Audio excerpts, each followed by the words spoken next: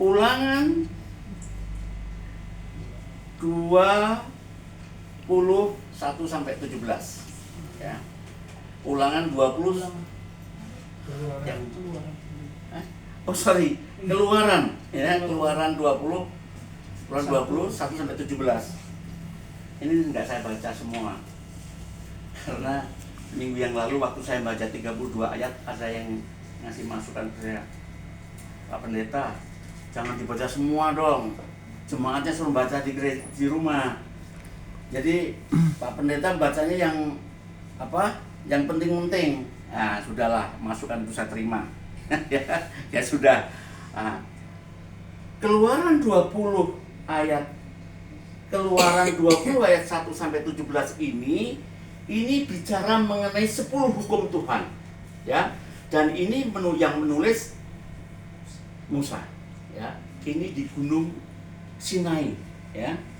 Jadi intinya dari Keluaran 21-17 itu intinya bahwa 10 perintah Allah dalam Alkitab yang diberikan melalui Musa di Gunung Sinai adalah aturan dasar moral dan iman, ya. Yang pertama, ya, yang pertama jangan ada Allah lain, ya. Yang kedua, jangan menyembah berhala. Yang ketiga, jangan sembarang menyebut nama Tuhan. Yang keempat, kuduskanlah hari Sabat. Yang kelima, hormati orang tua. Yang keenam, jangan membunuh. Ayat 7, jangan berzina. Ayat 8, jangan mencuri. Ayat 9, jangan bersaksi dusta. Ayat 10, jangan mengingini milik orang lain, ya. Jadi nanti saudara baca di rumah untuk lengkapnya, ya. Larangan jangan membunuh kita ambil dari Keluaran 20 ayat 13. Jangan membunuh. Ini berhubungan dengan apa? Membunuh binatang, membunuh tanaman boleh enggak? Nah, kita akan gali di sini. Jangan membunuh ini berhubungan dengan manusia, tidak berkaitan selain dengan manusia. Jadi orang bisa bunuh tanaman dan orang bisa bunuh binatang. Nah, hukum ini berkaitan dengan manusia. Ya kalau kita bunuh binatang boleh kan Pak ya? Boleh. Tapi jangan nyiksa kan. Ada orang, ya, ada orang. Saudara tahu nggak? Kalau membunuh anjing tuh, ya, cekik terus ini, baru kepalanya di. Nah, sebenarnya kalau menurut saya, ya, dihukum di dalam hukum ini untuk berkaitan manusia. Tapi menurut saya ya, kalau membunuh ya, kalau tanpa ada perlunya janganlah. Artinya pada waktu kita membunuh binatang, ya kita nggak usah menyiksanya, ya. Nah, apa dasarnya menafsirkan seperti ini? Dasarnya apa? Matius 5, 21 ayat 22. Kamu telah mendengar yang difirmankan kepada nenek moyang kita, jangan membunuh. Saya khotbah sampai jam 10. Ya, jangan membunuh, ya. Siapa yang membunuh harus dihukum. Ayat 22. Tetapi aku berkata kepadamu, ya, setiap orang yang marah terhadap saudaranya harus dihukum. Siapa yang berkata kepada saudaranya kafir harus dihadapkan ke mahkamah agama, dan siapa yang berkata jahil harus diserahkan ke dalam neraka yang menyala-nyala. Jadi hukum ini sedang dikutip oleh Tuhan Yesus, jangan membunuh. Ada kata apa? Saudaranya tadi kan muncul dua kali, dan itu kaitannya dengan jangan membunuh, berarti membunuh berkaitan dengan manusia, ya. Jadi ada ayatnya, ya. Nah, Tuhan Yesus mengutip hukum ini dikaitkan dengan manusia, jangan membunuh. Nah, manusia. Kita lihat di dalam Perjanjian Baru, Roma 13 ayat 9. Roma 13 ayat 9. Roma 13 ayat 9. Ya. Ini Roma 13 ayat 9 demikian firman Tuhan. Karena firman ini jangan jadi berzina, jangan membunuh, jangan mencuri, jangan mengingini, dan firman lain manapun juga sudah tersimpul dalam firman ini, yaitu kasihilah sesamamu manusia seperti dirimu sendiri. Kasihilah sesamamu manusia. Seluruh firman ini, jadi seluruh firman yang tadi Keluaran ya, Keluaran berapa tadi? 20 ayat 1 17 tadi, itu bisa kita ambil intinya bahwa tersimpul dalam satu hukum, yaitu kasihilah sesama manusia. Ya. Hukum pertama sampai hukum keempat itu bicara hubungan dengan Tuhan. 5 ke bawah artinya hukum ke-5 sampai hukum ke-10 itu berkaitan dengan manusia. Kasihilah sesama manusia. Lagi-lagi hukum ini dikaitkan dengan manusia. Kalau kita melihat hukum Taurat, ya, hukum Taurat ini perjanjian lama. Hukum Taurat itu jadi Alkitabnya orang Yahudi. Itu seperti melihat kepada cermin, ya. Jadi kalau kita melihat hukum Taurat, itu kita melihat kepada cermin, ya. Karena apa tujuan Tuhan Allah memberikan 10 hukum ini? Tuhan Allah memberikan 10 hukum ini maksudnya, ya, untuk membuktikan bahwa kita itu orang berdosa. Jadi dengan melihat pada 10 hukum ini, kita akan melihat saya melanggar ini, saya melanggar itu, ya. Berarti saya sadar bahwa saya orang berdosa. Ya. Seperti anak-anak kita itu sebenarnya bercermin pada kita. Biarpun kita tidak pernah ngasih tahu anak-anak, tapi pada waktu anak-anak hidup bertumbuh, ya, itu akan sama dengan kita. Contohnya begini, saya punya cucu. Lalu mamanya ngomong gini, kamu itu dikasih tahu suruh mandi aja nggak mandi, bilang nanti, kan marah-marah mamanya. Waktu si anak itu pergi, saya tahu, Nduk, ya, Nduk tuh maksudnya apa? Anak, Nduk, kamu dulu waktu kecil juga gitu. Jadi pada waktu dia ngomong gitu, ada saya, ada mamanya. Oh gitu mah. Ya iya, kamu juga sama. Itu seperti hukum Taurat itu cermin, ya. Cermin kita itu bahwa kita orang berdosa. Pelanggaran terhadap hukum membunuh ini jelas adalah pembunuhan secara fisik, ya. Secara fisik gimana Pak Pendeta? Ya ditembak, ya dipukul, digantung, ya. Nah itu. Kita membunuh secara fisik itu adalah dosa. Hukum jangan membunuh ini tidak berlaku mutlak. Jadi hukumnya tidak mutlak. Jadi kalau orang melakukan membunuh itu berdosa. Tapi kalau di pengadilan semua berdosa. Kenapa berdosa di pengadilan? Karena masalahnya mereka membunuh karena dendam, ya, karena sakit hati.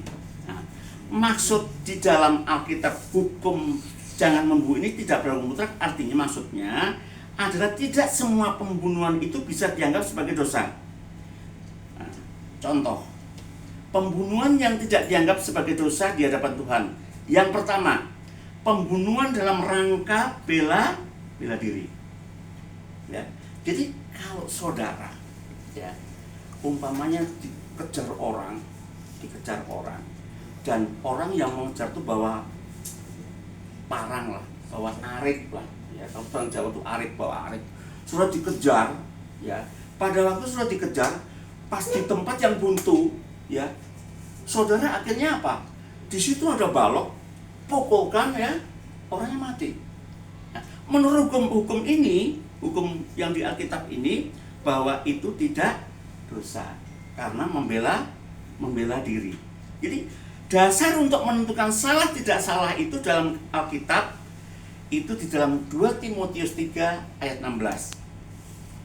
2 Timotius 3 ayat 16, segala tulisan ya yang diilhamkan Allah ya memang bermanfaat untuk mengajar, untuk menyatakan kesalahan, untuk memperbaiki kelakuan, dan untuk mendidik orang dalam kebenaran. Jadi kalau Alkitab kita tidak menyalahkan, ya jangan dibenarkan. Kalau Alkitab kita menyalahkan, kita jangan dibenarkan. Tapi kalau Alkitab kita benar, jangan disalahkan. Jadi kalau kitab suci menyalahkan, kita tidak boleh membenarkan. Pembunuhan dalam rangka bela diri ini apa dasarnya? Ada dasarnya lagi, ya. Amsal 24 11 sampai 12. Pak Karsen, Pak.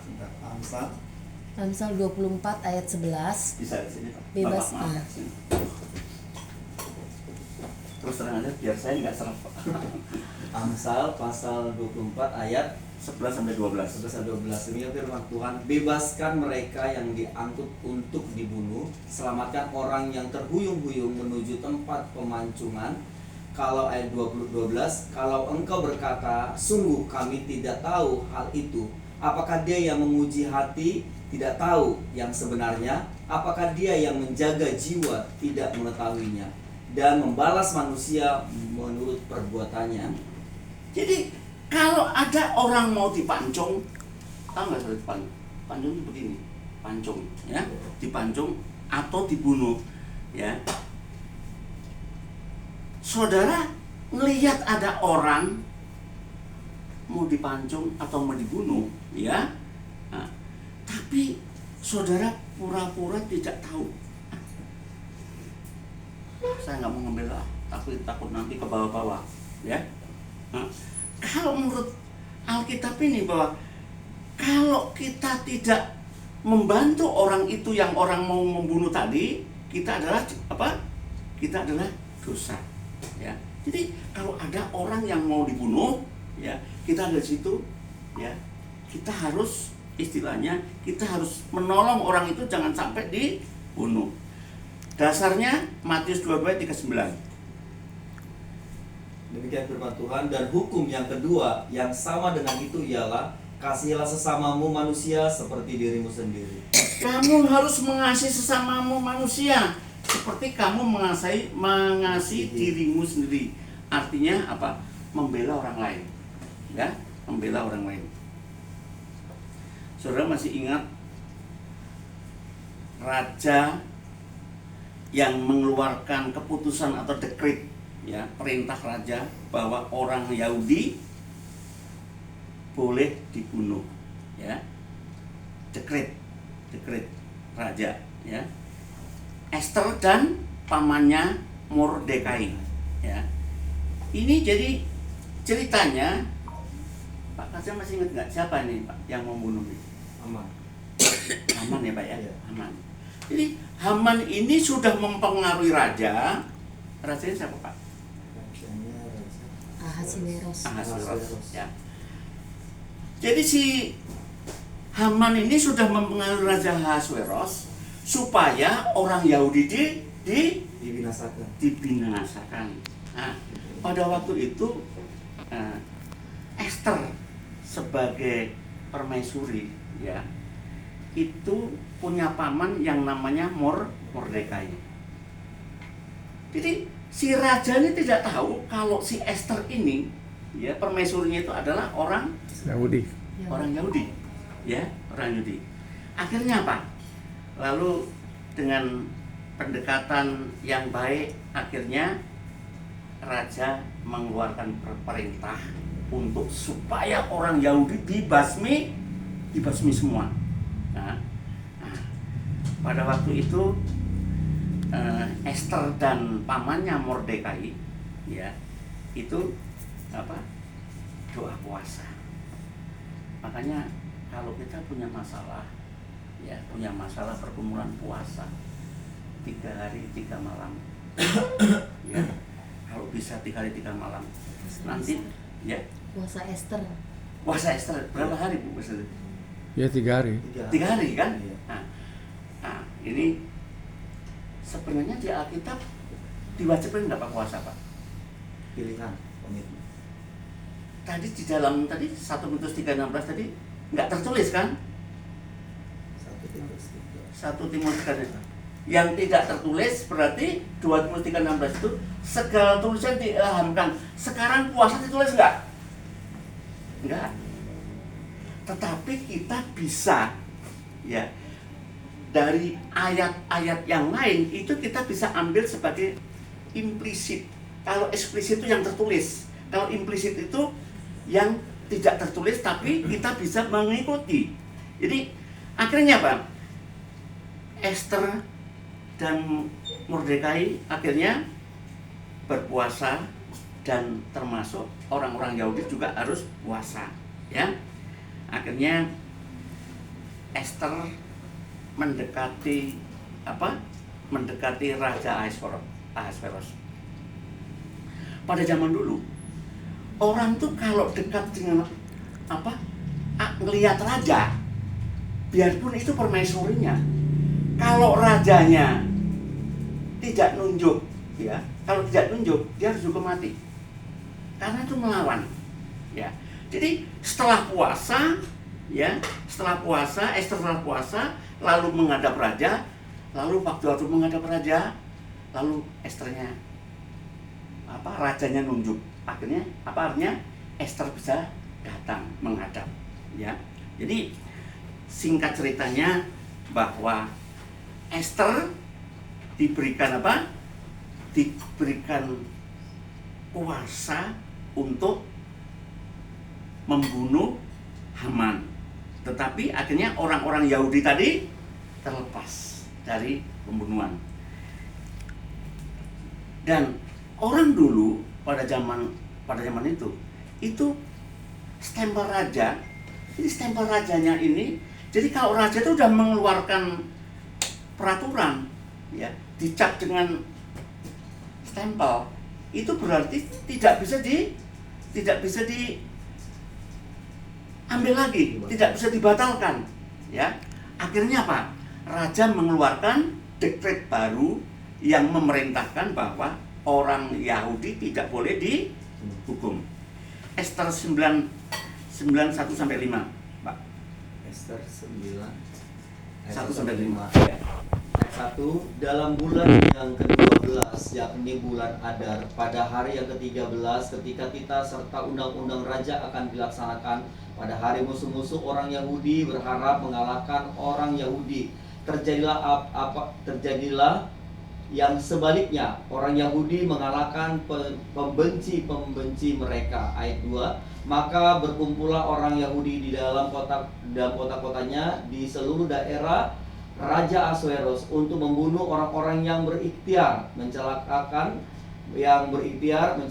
mereka, dan tiada seorang pun tahan menghadapi mereka karena ketakutan kepada orang Yahudi telah menimpa segala bangsa itu. Ayat 3, dan semua pembesar daerah dan wakil pemerintah dan bupati serta pejabat kerajaan menyokong orang Yahudi karena ketakutan kepada Mordekai telah menimpa mereka. Ayat 4, sebab Mordekai besar kekuasaannya di dalam istana raja dan tersiarlah berita tentang dia ke segenap daerah karena Mordekai itu bertambah-tambah besar kekuasaannya. Ayat yang kelima, maka orang Yahudi mengalahkan semua musuhnya. Mereka memukulnya dengan pedang, membunuh dan membinasakannya. Mereka berbuat sekehendak hatinya terhadap pembenci-pembenci mereka. Kasus ini tidak disalahkan oleh kitab suci, membunuh ini, ya. Karena apa? Situasinya adalah kalau mereka tidak membunuh, ya, tidak membunuh Haman tadi, satu generasi orang Yahudi akan musnah. Nah, ini diperbolehkan. Jadi hukum jangan membunuh ini tidak mutlak, ada perkecualiannya. Yang pertama, membela diri, ya.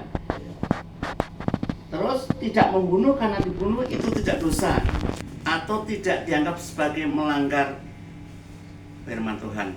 Yang kedua, pembunuhan dalam perang, ya. Jadi pembunuhan dalam perang. Nah, atau pembelaan diri secara nasional, ya. Jadi kalau kita perang boleh membunuh, ya, kita perang boleh membunuh. Pembunuhan dalam perang tidak dianggap sebagai dosa, tapi harus diberikan ketentuan bukan mengagresi atau menindas bangsa lain. Kalau kita jajah nggak boleh, ya. Di Perjanjian Lama, kenapa Tuhan menyuruh Israel menyerang bangsa lain? Karena menurut Tuhan bangsa itu sangat berdosa.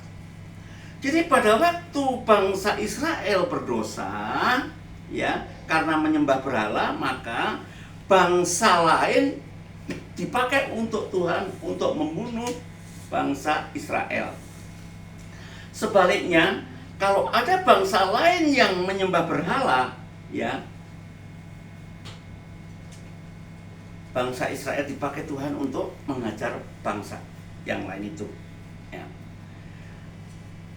Saudara tahu kan, pernah saya komentar ke ngasih masukan ke Pak Gembala pada waktu bikin itu ya Pak, apa istilahnya tuh, ayat-ayat nutusan ayat ya Pak ya. Jadi di dalam Pak Pendeta nulis waktu itu ya Pak ya, Salomo itu kan saya yang ngasih masukan ke Pak Gembala. Jadi pada waktu Raja Salomo mati itu, kerajaan Israel itu pecah menjadi dua, ya. Yang utara, ya, yang utara tetap 10 suku menggunakan apa? Israel kerajaannya. Yang dua, yang selatan itu menggunakan nama Yehuda. Jadi kalau saudara baca ini, Israel atau Yehuda yang benar sih. Jadi setelah Salomo mati, itu kerajaan Israel Raya itu pecah, ya. Yang 10 suku Israel, yang 2 suku Yehuda, ya. Terus ada lagi, kita baca, kok ada kata Yudea sih? Bingung saudara. Apa bedanya Yehuda dengan Yudea? Nah, Yudea itu sebenarnya Yehuda. Kenapa? Pada waktu Romawi menguasai Israel, ya, menguasai Yehuda ini, itu Yehuda itu dirubah jadi Yudea. Ya, pada waktu saya bingung. Saya malu ya, mau nanya orang, saya dokter, masa saya nanya orang, ya. Apa sih bedanya Yehuda dengan Yudea? Ternyata Yehuda itu, Yudea itu sebenarnya kata lain Yehuda. Jadi pada waktu bangsa Romawi menguasai Israel, lalu kerajaan itu dijadikan provinsi. Provinsi itu namanya Yudea. Ya.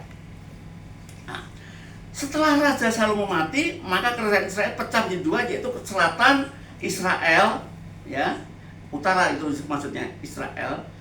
10 suku yang beribu kota mana Pak? Samaria. Ya. Yang 2 suku Yehuda, itu Yehuda dan Benyamin, 2 suku. Itu provinsinya, ibu kota Yerusalem. Ya. Karena bangsa Israel menyembah berhala, lalu Tuhan pakai bangsa lain untuk menghancurkan. Siapa? Bangsa Romawi. Bangsa Asur, Pak. Asur. Bangsa Asur. Terus yang dua suku tadi yang menggunakan Yehuda, ya, menggunakan kerajaan nama Yehuda, karena dia menyembah berhala juga dihancurkan oleh siapa? Oleh kerajaan Babel, Nebukadnezar, ya. Jadi bangsa Israel setelah pecah dua tadi, karena dua-dua menyembah berhala, yang Israel itu dihancurkan sama bangsa Asur, ya. Yang untuk Yehuda itu dihancurkan oleh bangsa Babel, yaitu Nebukadnezar. Makanya, ya, sudah pernah baca nggak? Waktu Yunus disuruh Tuhan untuk kemana? Ke Niniwe. Dia lari ke Tarsis itu Spanyol. Kalau sekarang Spanyol. Kenapa dia lari ke kok dia lari tidak mau ke Niniwe? Karena Niniwe itu adalah bangsa Asur yang dulu pernah menjajah bangsa Israel. Jadi dia pikir si Yunus. Yunus ini ngapain gua disuruh Tuhan untuk menginjilin orang yang dulu pernah membunuh bangsaku. Nah, cerita itu. Nah, kenapa pada waktu Yunus keluar dari ikan, terus dia menyuruh orang-orang Niniwe, ya, kerajaan Niniwe untuk berpuasa. Kenapa dia nurut sama Yunus? Yunus kan orang asing. Nah, itu berkaitan dengan Yunus. Orang Niniwe itu dewanya dewa ikan. Makanya pada waktu Yunus keluar dari ikan, oh itu raja gua ini berkuasa. Nah, ya. Akhirnya orang Niniwe nurut, ya. Jadi kalau kita baca itu ada sambungannya sebenarnya. Kenapa Niniwe kok Yunus tidak mau Niniwe? Karena dulu bangsa Asyur. Kenapa Yunus kok dihormati oleh oleh Niniwe? Karena rajanya orang Niniwe itu ikan, dewa ikan, ya, ya, nyambung ya. Iya. Ini kan khotbah itu pelajaran, ya. Jadi oh ya benar ya, kenapa gitu ya? Lukas 3:14, ya. Lukas 3:14. Dan prajurit-prajurit bertanya juga kepadanya, dan kami apakah yang harus kami perbuat? Jawab Yohanes kepada mereka, jangan merampas dan jangan memeras, dan cukupkanlah dirimu dengan gajimu. Dan prajurit-prajurit bertanya juga kepadanya, dan kami apakah yang harus kami perbuat? Ini Yohanes Pembaptis maksudnya, ya. Nah, kepada mereka, jangan merampas dan jangan memeras, dan cukupkanlah dirimu dengan gajimu, ya. Dari dulu gaji itu cukup. Cukup nggak Pak gaji Pak? Dicukup-cukupkan Pak. Dicukup-cukupkan. Sebenarnya masalah kecukupan itu sebenarnya kan kita juga pernah yang dengar apa bahwa kita itu jangan keinginan tapi kebutuhan. Ya. Ini saksian. Saya dengan istri saya ini berdua ya, rumah saya di kampung ya, dulu saya pernah tinggal ke anak saya yang di Kerawang yang punya restoran DWR Pak, 8 tahun saya tinggal di situ. Kenapa tinggal di situ? Saya di Kelapa Gading. Kenapa saya tinggal di Kelapa Gading? Saya kuliah ya, S2, S3 dan sekolah pengacara itu saya di Kelapa Gading. Akhirnya suatu saat ya saya enak aja numpang anak tuh, ya.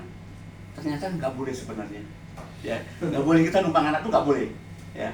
Karena kenapa saya numpang anak saya suka, karena rumahnya dia itu nggak ada orang, suami istri pergi, anaknya pada kuliah, nggak ada orang. Jadi saya di situ tuh senang juga gitu. Tapi dia pikir-pikir gini, aduh kita harus pulang Pak. Ya waktu itu saya udah selesai ya, sampai kuliah selesai dan pengacara juga selesai. Saya udah pindah-pindah ke Kerawang, Pengadilan Negeri Jakarta Pusat, Selatan dan sekarang Timur. Pulang aja, akhirnya saya tinggal di Cikampek sekarang ya. Rumah saya itu ukurannya 200 meter ya.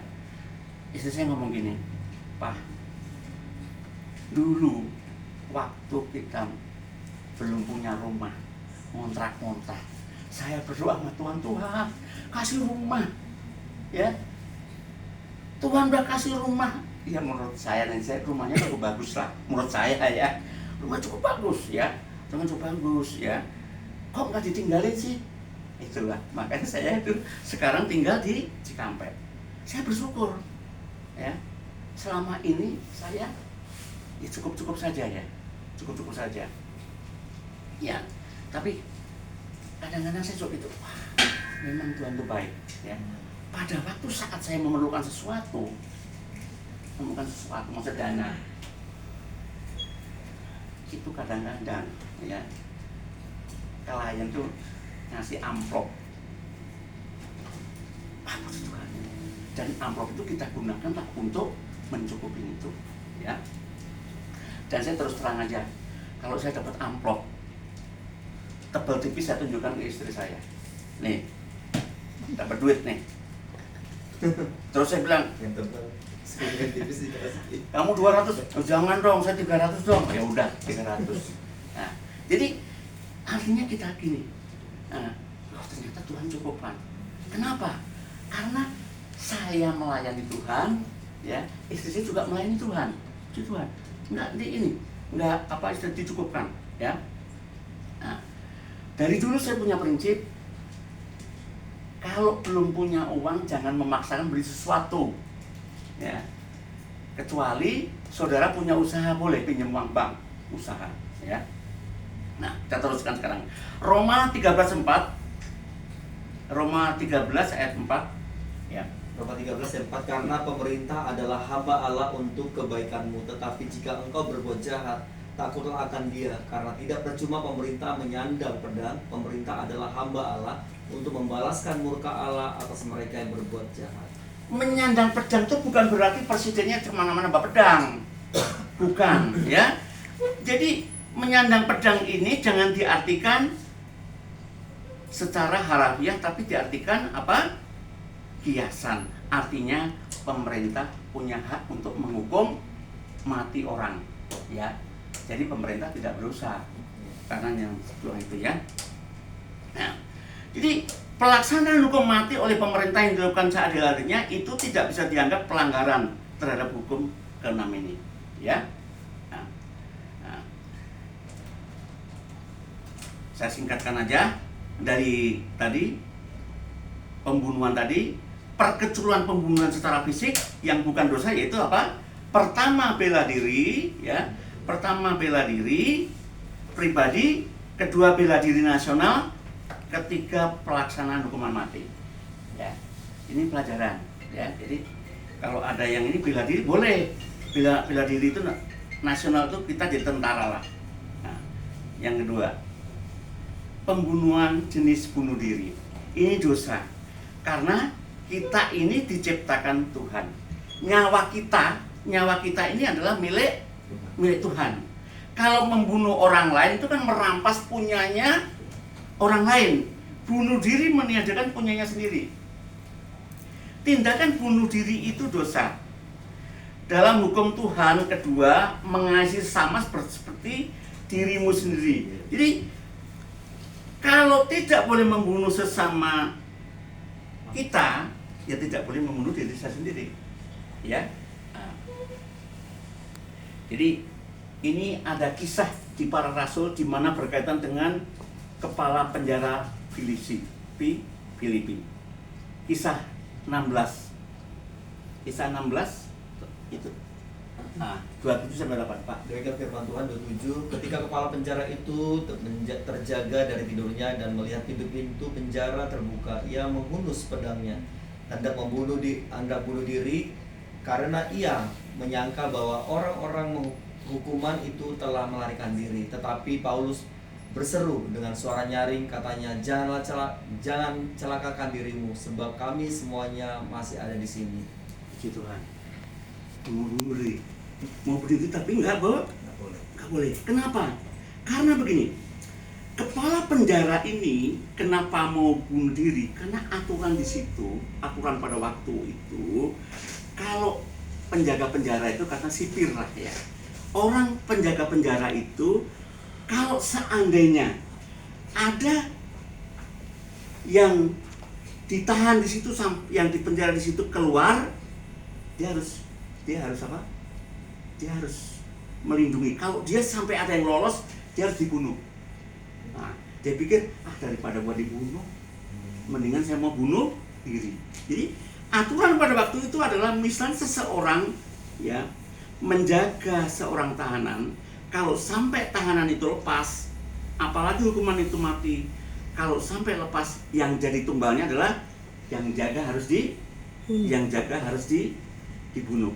Nah, penjaga penjara ini berpikir daripada dia dibunuh, mending saya bunuh diri.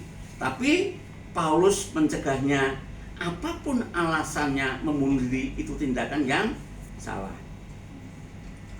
Jadi kalau kita bunuh diri, ya, kebanyakan ini orang-orang, ya, ini maaf ya, kalau orang-orang kecil jarang bunuh diri, Yang orang bunuh diri itu orang yang kita lihat orang yang banyak duit. Orang banyak duit, utangnya di bank banyak. Ya. Lalu saudara jangan melihat loh, oh ini rumahnya bagus, bisnisnya bagus, ya, mobilnya bagus-bagus. Saya nggak tahu, utangnya banyak juga di bank, ya. Nah, saudara masih ingat bos Texmaco dulu kan? Dia sampai bunuh diri karena terkait hutang kan, hutang di bank. Di bank mana Pak? BNS ya. Bank Bali ya. Ya, dia bunuh diri Pak. Nah, jadi kalau orang kecil nggak mungkin bunuh diri. Jadi kalau orang kecil kalau sampai bunuh diri keterlaluan. Ya, sudah susah bunuh diri lagi, dosa lagi. Nah, tapi banyak orang yang patah hati mau bunuh diri. Ya, karena masalah hati itu tidak boleh. Jadi kita harus memuliakan Tuhan. Memuliakan Tuhan ini bukan cuma dengan hidup kita, tapi juga dengan matinya kita harus memuliakan Tuhan. Jadi hidup kita ini harus memuliakan Tuhan. Jadi mati pun kita harus memuliakan Tuhan. Hidup kita berasal dari Tuhan, maka kita yang mempergunakan hidup kita kemuliaan Tuhan. Kalau kita mati, harus juga mempergunakan kemuliaan Tuhan. Artinya kita nggak boleh membunuh. Jadi kalau bunuh diri itu tidak memuliakan Tuhan, lihat di dalam 1 Korintus 10:31 Pak. 1 Korintus 10 ayat 31, aku menjawab, jika engkau makan atau jika engkau minum atau jika engkau melakukan sesuatu yang lain, lakukanlah semuanya itu untuk kemuliaan Allah. Amin. Jadi apa yang kita kerjakan itu memuliakan Tuhan enggak? Artinya memuliakan Tuhan itu di hadapan Tuhan ini kita melanggar aturan enggak nih? Ya. Jadi kalau kita masih suka kadang-kadang bohong, suka nipu, ini kan berarti nggak memuliakan Tuhan ini, ya. Kita sebagai anak Tuhan harus memuliakan Tuhan. Jadi karena itu membunuh diri itu dianggap sebagai tindakan tidak mempermuliakan Tuhan. Bandingkan dengan Filipus 1 ayat 20. Filipus 1 ayat 20. Filipi 1 ayat 20 demikian firman Tuhan, sebab yang sangat kurindukan dan kuharapkan ialah bahwa aku dalam segala hal tidak akan beroleh malu, melainkan seperti sedia kala. Demikian pun sekarang Kristus dengan nyata dimuliakan di dalam tubuhku, baik oleh hidupku maupun oleh mati. Baik oleh hidupku maupun oleh matiku. Paulus ini memuliakan Tuhan bukan hanya dengan hidupnya, juga matinya juga dia memuliakan Tuhan. Bunuh diri itu mati tidak memuliakan Tuhan. Bunuh diri melanggar hukum ke-6 dan ini adalah dosa. Seberat-beratnya hidup saudara, jangan pernah melakukan tindakan bunuh diri. Misal teroris. Ya. Kalau di pengadilan yang suka saya ikuti, teroris itu dia merasa bahwa kalau membunuh yang tidak seiman dengan dia, itu mereka merasa benar. Nah, sedangkan di Alkitab kita katakan bahwa membunuh ini adalah dosa. Yang terakhir, mengenai aborsi atau tapi tahu nggak aborsi apa? Penggugurkan kandungan. Ya, saya tadi sudah ngobrol Pak Berli. Saya sedang dampingin. Saya sekarang lagi sedang dampingin di Pengadilan Jawa Timur. Itu kasus aborsi yang sudah lama. Ya, jadi kasus aborsi ini semacam sindikat gitu. Ada bagian yang ngantar, ya, ada yang bagian nawarkan, ada yang bagian terima uang, ada bagian yang melakukan. Ya, sudah bertahun-tahun.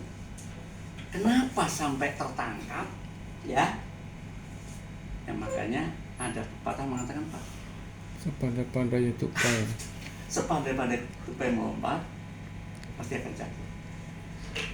Waktu itu polisinya yang polisi wanita menyamar mau mengaborsi. Akhirnya ya sudah ketangkap. Saudara kalau lihat saksi-saksi yang di pengadilan, polisi-polisi itu nggak berpakaian rapi-rapi loh.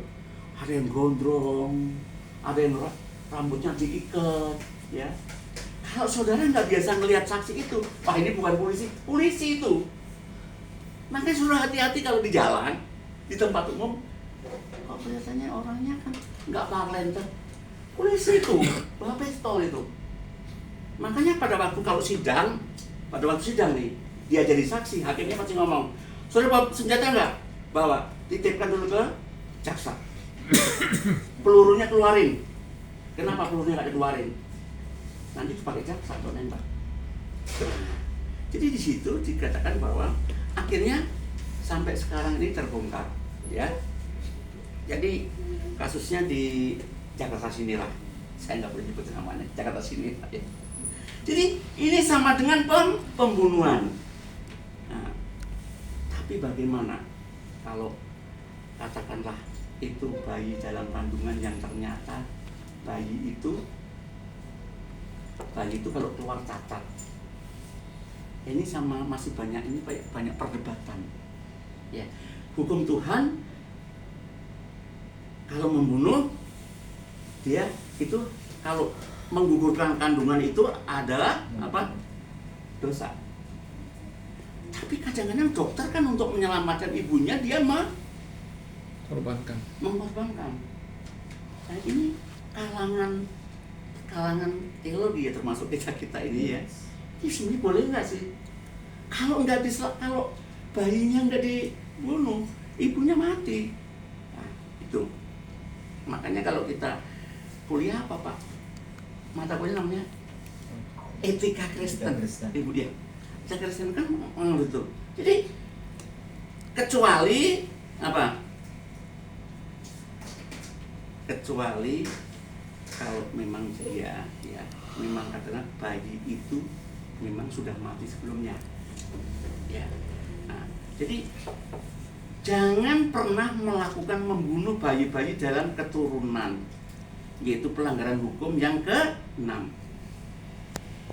Kita lihat pembuatan bayi tabung menggunakan sperma dan ovum. Spermanya sepengetahuan Pak Kasen pasangannya atau bukan Pak? Bisa pasangan, bisa tidak. Seharusnya yang benar pasangannya Pak. Kalau bukan pasangannya nanti pas lahir lain Pak mukanya Pak. Betul nggak? Jadi harusnya Pak pasangan. Kenapa harus kadang-kadang 5? Karena kalau gagal yang lain bisa digunakan. Ya. Jadi kalau belum jadi janin nggak masalah, tapi kalau sudah janin artinya dia sudah hidup, itu termasuk membunuh, ya. Nah, kesimpulan khotbah saya hari ini, hukum ke-6 jangan membunuh, ya, terbagi dalam 1, membunuh orang lain, ya. Hukum jangan membunuh ini tidak berlaku mutlak, perkecualian pembunuhan secara fisik yang bukan dosa, yaitu apa tadi? Bela diri, bela negara, dan pelaksanaan hukuman mati. Yang kedua, membunuh itu bunuh diri. Yang ketiga, aborsi atau pengguguran kandungan. Ya, khotbah saya ini biarlah kiranya menjadi pelajaran buat kita. Oh, ternyata membunuh itu tidak mutlak. Ya, ada yang diizinkan Tuhan. Ya, Tuhan memberkati saudara.